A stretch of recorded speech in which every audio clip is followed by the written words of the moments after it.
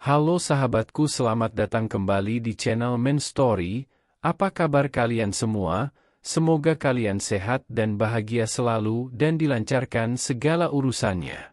Kali ini Paman akan membawa sebuah cerita tentang kisah luka, kebohongan, dan penemuan jati diri seseorang dalam menjalani kehidupan yang keras.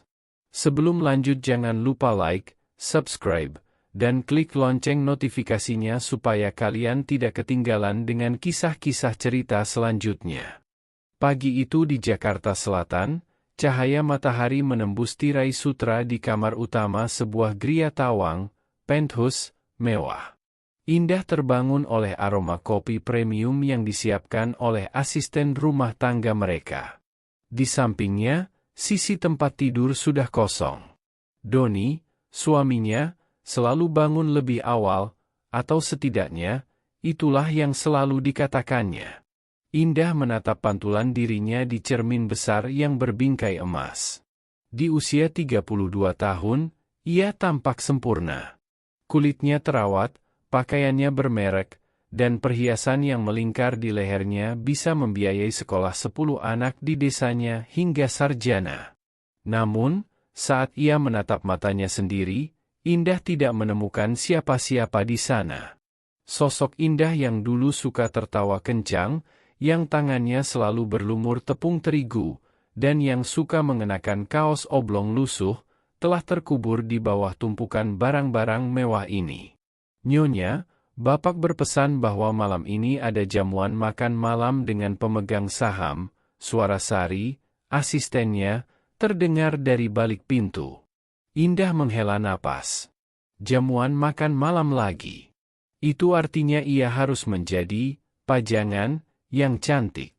Ia harus tersenyum pada orang-orang yang hanya membicarakan saham dan properti, sambil memastikan gaunnya tidak berkerut. Doni datang ke kamar 10 menit kemudian, sedang merapikan dasinya. Jangan lupa pakai kalung yang kubelikan bulan lalu, Indah.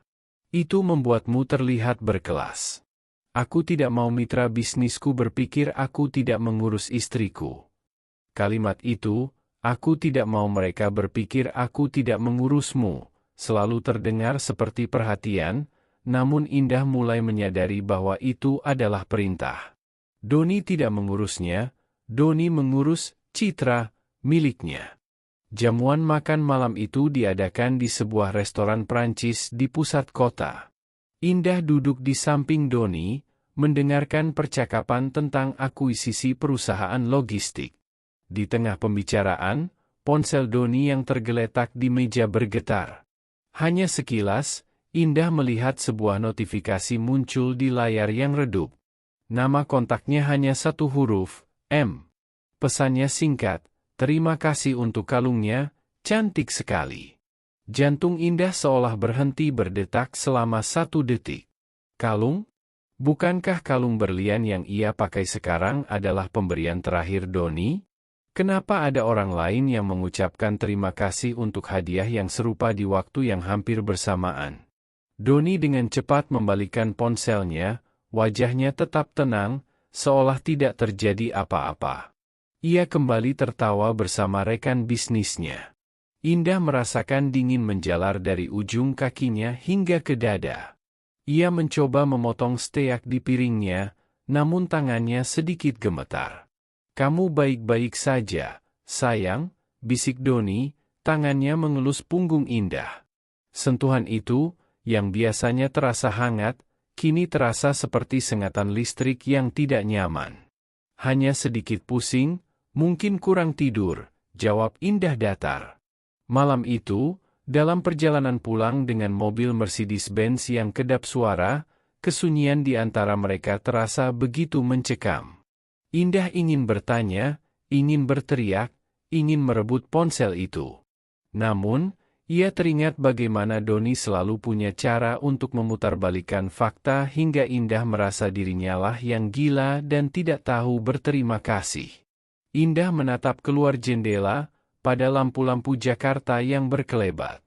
Ia mulai menyadari bahwa rumah mewah yang mereka tuju bukanlah sebuah pelabuhan, melainkan sebuah labirin di mana ia perlahan-lahan mulai kehilangan arah jalan pulang. Pagi setelah jamuan makan malam itu, suasana di Gria Tawang terasa berbeda. Doni sudah berangkat lebih pagi dari biasanya, alasannya ada pertemuan darurat di kantor. Indah berdiri di dapur, menatap mesin kopi otomatis yang bekerja dengan suara dengung halus. Pikirannya tertahan pada satu huruf di layar ponsel Doni, M. Selama bertahun-tahun, Indah telah melatih dirinya untuk menjadi istri yang mudah. Tidak banyak tanya, tidak memeriksa dompet, dan tidak menyentuh ponsel suami. Namun, ketenangan yang ia bangun dengan susah payah itu kini hancur. Indah memutuskan untuk melakukan sesuatu yang belum pernah ia lakukan. Ia masuk ke ruang kerja pribadi Doni. Ruangan itu berbau parfum kayu cendana dan kertas mahal. Di atas meja jati besar, terdapat sebuah laci yang selalu terkunci. Namun, Indah tahu Doni sering menyimpan kunci cadangan di dalam vas bunga antik di pojok ruangan, sebuah kebiasaan lama yang Doni pikir tidak diketahui istrinya. Dengan tangan gemetar, Indah mengambil kunci itu. Klik. Laci terbuka. Bukan tumpukan surat cinta yang ia temukan, melainkan sesuatu yang lebih sistematis. Di sana ada sebuah buku tabungan atas nama orang lain, seorang wanita bernama Maya. Indah melihat catatan transaksi yang rutin setiap bulan sejak setahun lalu. Angka-angkanya fantastis, cukup untuk membangun sebuah rumah sederhana di desa Indah setiap bulannya. Di bawah buku tabungan itu, terdapat sebuah map berisi kontrak sewa sebuah apartemen mewah di kawasan Jakarta Barat. Indah merasa mual. Apartemen itu hanya berjarak 15 menit dari kantor Doni. Selama ini, saat Doni berkata dia terjebak macet atau lembur, dia sebenarnya hanya sejauh lemparan batu dari sana. Tiba-tiba, suara pintu depan terbuka. Doni kembali karena tertinggal berkasnya.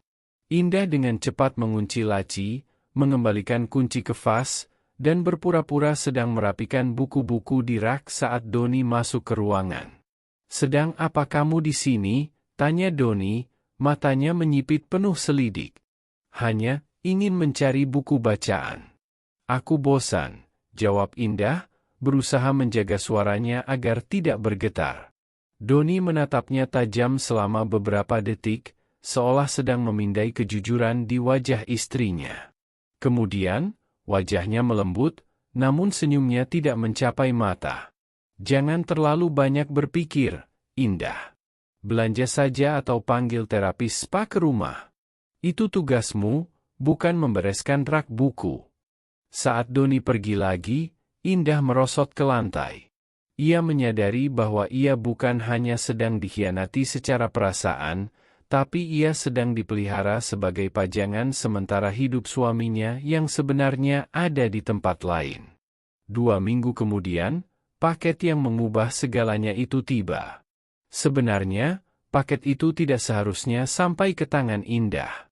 Itu adalah kesalahan teknis dari layanan kurir eksklusif yang salah membaca instruksi pengiriman. Indah membuka kotak besar itu di ruang tengah. Isinya adalah sebuah album foto premium dengan sampul kulit berwarna krem. Di halaman pertama, tertulis kaligrafi Indah, 1 tahun menjadi milikmu, M. Indah membalik halamannya satu persatu. Di sana, ia melihat Doni yang tidak pernah ia lihat di rumah. Doni yang memakai kaos santai, tertawa lebar sambil memanggang daging di balkon sebuah apartemen. Doni yang memeluk wanita bernama Maya itu di depan Menara Eiffel, perjalanan yang katanya adalah rapat direksi di Paris bulan lalu. Di salah satu foto, Maya mengenakan kalung berlian yang identik dengan milik Indah. Doni tidak hanya membagi cintanya, dia membagi protokol kemewahan yang sama. Rasa sakit yang dirasakan Indah kini berganti menjadi kemarahan yang dingin dan jernih. Ia tidak menangis. Ia justru mulai berpikir dengan sangat logis. Jika ia mengamuk sekarang, Doni dengan kekuasaannya dan tim pengacaranya akan membuat Indah keluar dari rumah ini tanpa membawa apa-apa, bahkan mungkin mencapnya, tidak stabil secara mental. Indah mengambil ponselnya. Ia memotret setiap halaman album itu. Ia memotret buku tabungan Maya yang diam-diam ia ambil lagi fotonya. Ia merekam bukti-bukti sewa apartemen. Sore itu, Indah pergi ke bank. Ia mencairkan perhiasan-perhiasan mas kawin yang secara hukum adalah miliknya pribadi. Ia juga menarik sisa uang dari rekening yang dulu ia gunakan sebelum menikah, yang selama ini ia biarkan mengendap. Ia lalu menelpon sahabat lamanya, seorang pengacara perceraian yang dulu dilarang Doni untuk ia hubungi. "Rani, aku butuh bantuanmu. Tapi ini harus sangat rahasia. Aku tidak ingin dia tahu aku pergi sampai aku sudah berada di luar jangkauan radarnya." Malam itu, saat Doni pulang, Indah memasak makan malam yang sangat istimewa. Ia berdandan sangat cantik, memakai gaun merah paling mahal miliknya. Doni tampak senang, mengira istrinya sudah kembali menjadi boneka yang patuh. "Kamu terlihat luar biasa malam ini, Indah," puji Doni sambil meminum wine-nya. "Terima kasih, Doni. Aku hanya ingin memastikan malam ini berkesan," jawab Indah dengan senyum misterius. Dalam hatinya, Indah berbisik, "Ini adalah makanan terakhir yang kamu cicipi dari tanganku. Dan besok, kamu akan bangun di rumah yang luas ini, hanya bersama bayanganmu sendiri." Pukul 4 pagi. Jakarta masih dibungkus kabut polusi dan lampu-lampu jalan yang mulai meredup. Di dalam Gria Tawang, Indah bergerak seperti hantu. Ia tidak menyalakan lampu utama, hanya mengandalkan senter dari ponselnya. Ia tidak membawa koper besar yang mencolok. Ia hanya menggunakan tas kain besar dan beberapa tas punggung yang biasa ia gunakan untuk olahraga. Di dalamnya, ia tidak memasukkan gaun-gaun desainer atau tas Hermes miliknya. Ia hanya membawa beberapa lembar pakaian dasar, dokumen penting, dan, yang paling berharga, satu set timbangan digital serta mixer tangan tua yang ia simpan di gudang bawah, alat yang menemaninya saat ia masih bermimpi menjadi pengusaha roti sebelum Doni melarangnya. Doni masih terlelap di kamar utama, mendengkur halus setelah meminum 2 gelas wine yang secara khusus dipilihkan Indah karena kadar alkoholnya yang sedikit lebih tinggi. Indah berdiri di ambang pintu kamar sejenak. Ia menatap pria yang selama 10 tahun ia panggil suami. Ada rasa perih yang sempat mencubit dadanya, namun saat bayangan foto-foto di Paris itu muncul, rasa perih itu mengeras menjadi tekad. Ia meletakkan surat gugatan cerai dan album foto, itu di atas meja makan, tepat di tempat Doni biasanya duduk untuk sarapan. Di atasnya, ia meletakkan cincin pernikahan mereka yang bertahta berlian 3 karat. Cincin itu terasa berat saat dilepas, tapi jari Indah terasa jauh lebih ringan setelahnya. Indah keluar dari unit itu tanpa suara. Ia tidak menggunakan lift utama yang dipantau oleh penjaga keamanan gedung yang sangat mengenal Doni. Ia menggunakan lift barang di belakang, lalu keluar melalui akses karyawan. Di sana, sebuah taksi online yang ia pesan dengan nama samaran sudah menunggu. "Ke terminal bus, Pak," ucap Indah singkat. Saat taksi meluncur membelah jalanan Jakarta yang masih sepi, Indah menatap gedung-gedung tinggi itu untuk terakhir kalinya. Ia merasa seolah sedang keluar dari sebuah film panjang yang melelahkan. Ia bukan lagi istri Doni. Ia adalah Indah. Dan Indah sedang menuju ke satu tempat yang tidak akan pernah terpikirkan oleh Doni untuk mencari. Perjalanan bus menuju desanya memakan waktu 7 jam. Selama perjalanan, Indah mematikan ponsel utamanya. Ia menggunakan ponsel baru dengan nomor yang hanya diketahui oleh pengacaranya dan ibunya. Setiap kilometer yang ditempuh bus, Indah merasa paru-parunya semakin lega. Udara kota yang sesak berganti dengan pemandangan sawah yang menghijau dan jajaran pohon kelapa. Namun, ketenangan itu terusik saat ia mengaktifkan ponsel barunya dan menerima pesan singkat dari pengacaranya, "Rani." "Indah," Doni mengamuk. "Dia sudah tahu kamu pergi. Dia mencoba menghubungiku berkali-kali dan mengancam akan melaporkanmu atas pencurian perhiasan. Aku sudah menahannya dengan bukti-bukti perselingkuhan yang kamu berikan. Dia terjepit, Indah. Tapi kamu harus tetap waspada." Indah menarik napas panjang. Doni selalu menggunakan ancaman jika ia merasa kehilangan kendali. Namun kali ini, Doni tidak punya kendali atas Indah. Semua perhiasan yang Indah bawa adalah mas kawin dan hadiah yang secara legal adalah miliknya. Sore hari, bus berhenti di sebuah persimpangan jalan kecil. Indah turun, memikul tasnya sendiri. Tidak ada supir pribadi, tidak ada karpet merah. Hanya bau tanah basah setelah hujan dan suara jangkrik yang mulai bersahutan. Ia berjalan kaki sejauh 500 meter menuju sebuah rumah kayu dengan halaman luas yang dipenuhi pohon mangga. Di sana, seorang wanita tua dengan rambut yang sudah memutih sedang menyapu halaman. "Ibu," panggil Indah dengan suara bergetar. Wanita itu berhenti, menatap ke arah jalan. Matanya yang rabun menyipit. Saat ia mengenali sosok itu, sapunya terjatuh. Indah berlari dan luruh di pelukan ibunya. Tidak ada kata-kata yang keluar, hanya isak tangis yang selama setahun ini dipendam Indah di balik bantal-bantal sutranya. "Sudah, Nak. Kamu sudah di rumah," bisik ibunya lembut, sambil mengelus punggung Indah. Malam itu, Indah tidur di kamar lamanya. Kamar itu kecil, beralaskan kasur kapuk yang tidak sempuk kasur king size di Jakarta.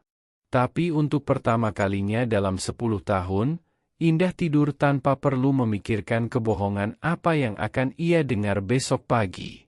Ia pulang. Bukan ke sebuah bangunan, tapi ke sebuah tempat di mana ia diterima apa adanya, bukan sebagai aksesori.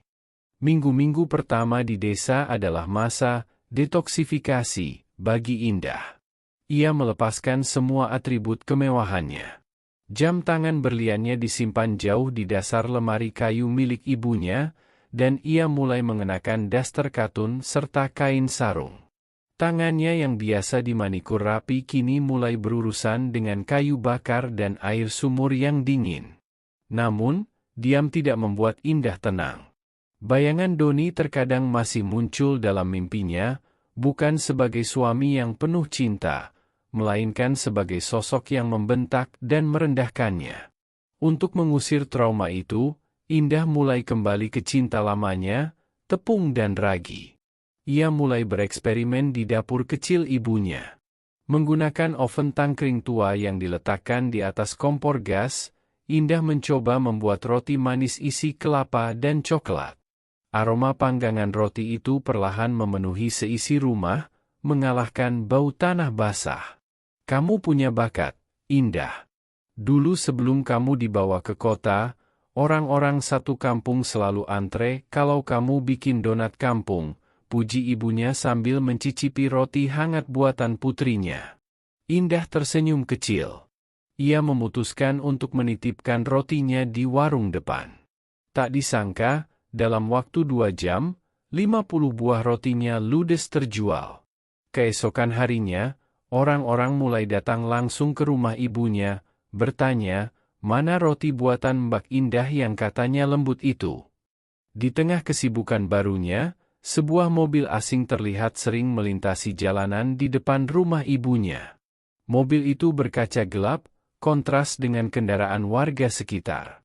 Indah tahu, Doni tidak akan melepaskannya begitu saja. Bukan karena cinta, tapi karena ego Doni yang terluka karena ditinggalkan oleh miliknya. Ketakutan Indah menjadi kenyataan pada suatu Selasa sore. 2 orang pria berbadan tegap dengan kemeja safari hitam turun dari mobil tersebut.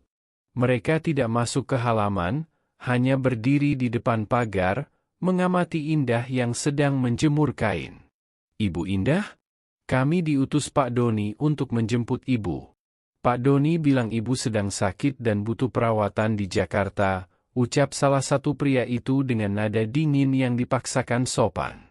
Indah merasa jantungnya berdegup kencang, namun ia tidak lari. Ia teringat pesan pengacaranya, jangan tunjukkan rasa takut, karena itu adalah senjata mereka. "Saya sehat. Dan saya sedang di rumah saya sendiri. Sampaikan pada Pak Doni, urusan kami akan diselesaikan di pengadilan, bukan di jalanan," jawab Indah tegas. "Pak Doni tidak suka ditolak, Bu. Beliau punya banyak cara untuk membawa Ibu kembali," ancam pria itu lagi, kali ini melangkah maju mendekati pagar. Tiba-tiba, beberapa tetangga Indah, pemuda desa yang biasa nongkrong di pos ronda dan sering mendapat roti gratis dari Indah, mulai berdatangan. Mereka membawa kayu dan wajah yang tidak ramah. Di desa itu, rasa kekeluargaan masih sangat kental. "Ada masalah apa, Mas? Mengganggu warga kami?" tanya salah satu pemuda dengan suara berat. Melihat situasi yang tidak menguntungkan, kedua pria itu akhirnya mundur dan masuk ke mobil. "Kami akan kembali," teriak mereka sebelum pergi. Kejadian itu membuat Indah sadar bahwa ia tidak bisa terus bersembunyi. Ia harus melawan dengan cara yang lebih elegan. Ia menelepon Rani, pengacaranya. "Rani, jalankan gugatannya sekarang. Jangan beri dia celah untuk mediasi di luar pengadilan. Aku ingin statusku jelas secepat mungkin." Malam itu, Indah duduk di teras rumahnya, menatap bintang-bintang yang jauh lebih cerah daripada di Jakarta. Ia menyadari bahwa perlawanannya bukan lagi tentang Doni, melainkan tentang mempertahankan ruang hidup barunya. Ia mulai menyusun rencana untuk mengubah teras depan rumah ibunya menjadi sebuah kedai kecil yang permanen. Ia akan memberinya nama Rumah Kembali. Nama itu bukan sekadar nama bisnis, tapi sebuah deklarasi bahwa ia telah menemukan jalan pulang ke martabatnya sendiri. Hari persidangan pertama tiba. Indah harus kembali ke kota provinsi tempat domisili hukum mereka terdaftar.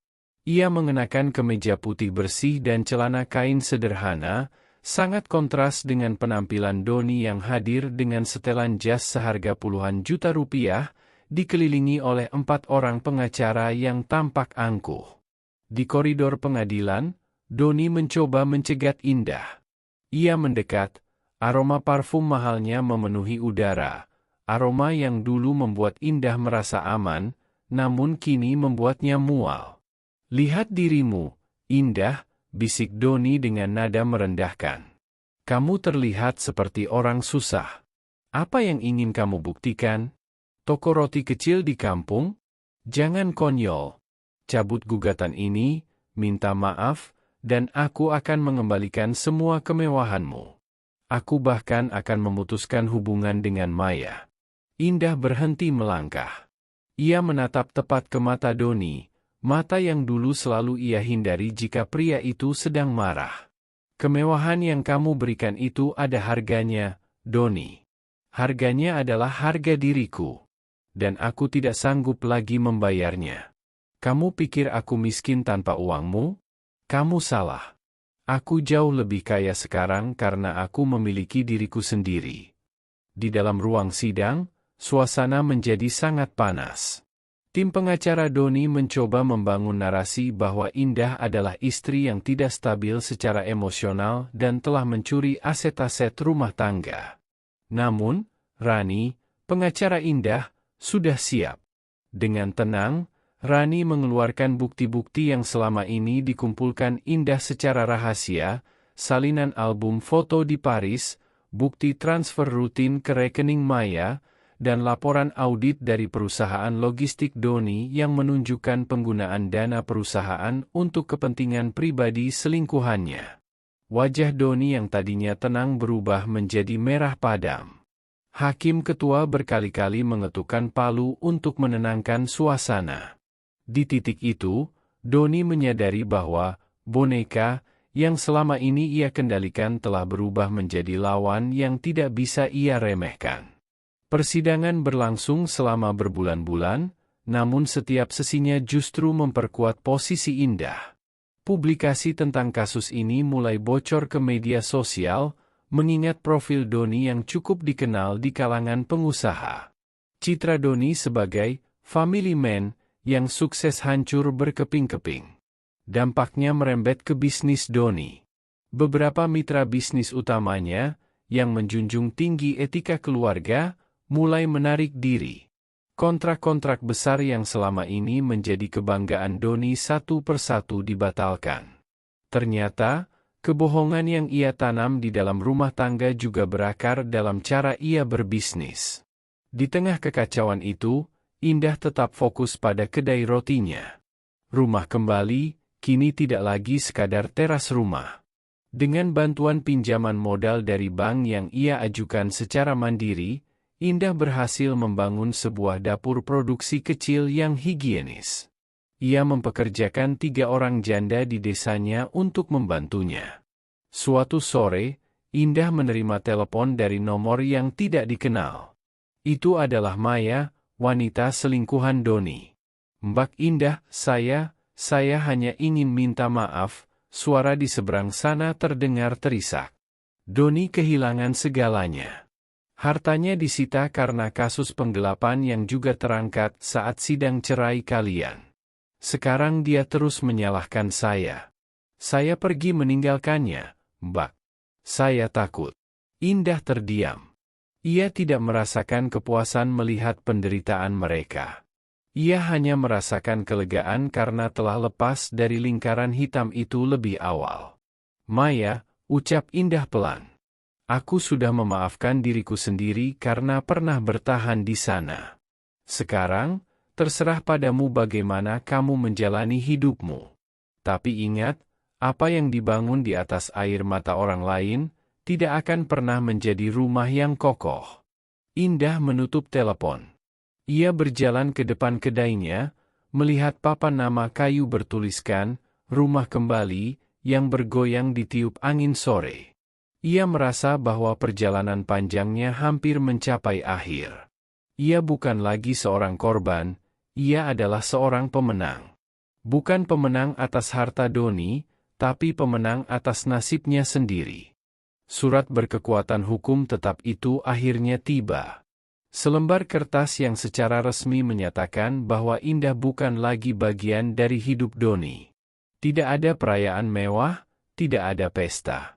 Indah hanya duduk di bangku kayu di taman belakang rumah ibunya, memegang kertas itu sambil menatap hamparan sawah yang mulai menguning. Anehnya, ia tidak merasa sedih, tapi juga tidak merasa gembira yang meluap-luap. Ia hanya merasa ringan.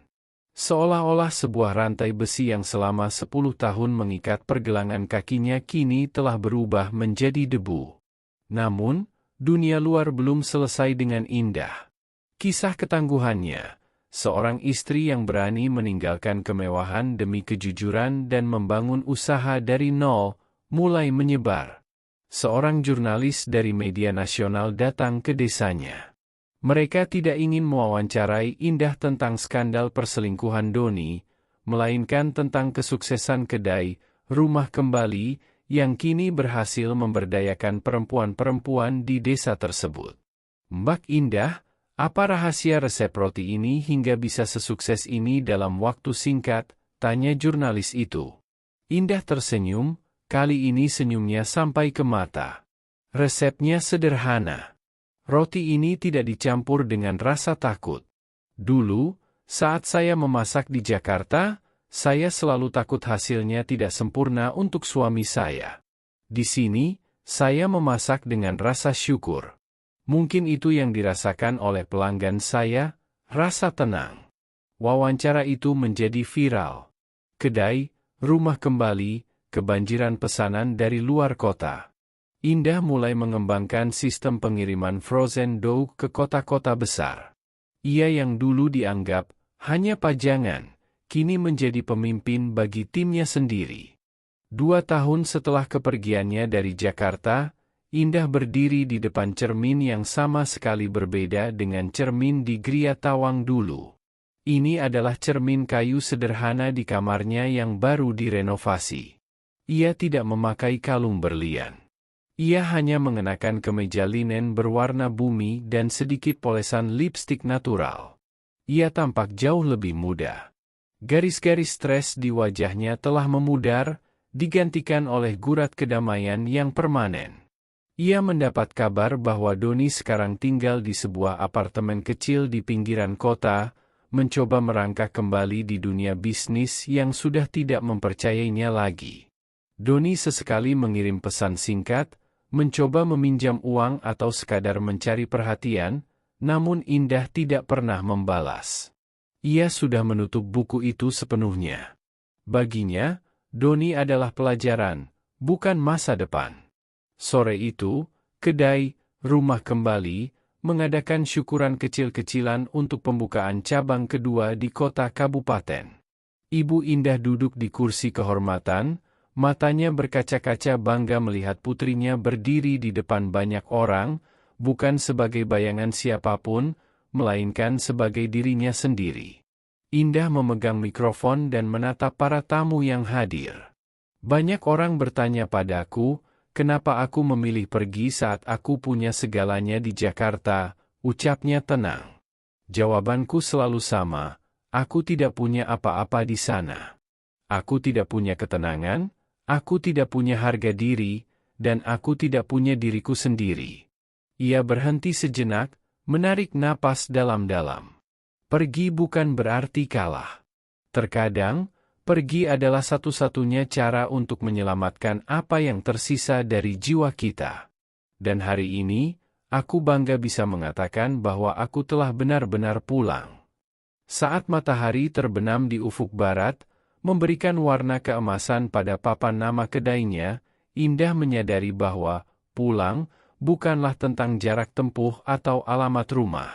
Pulang adalah saat di mana hati kita tidak lagi merasa perlu berpura-pura agar dicintai. Indah telah sampai. Dan perjalanannya yang paling indah justru baru saja dimulai. Tamat.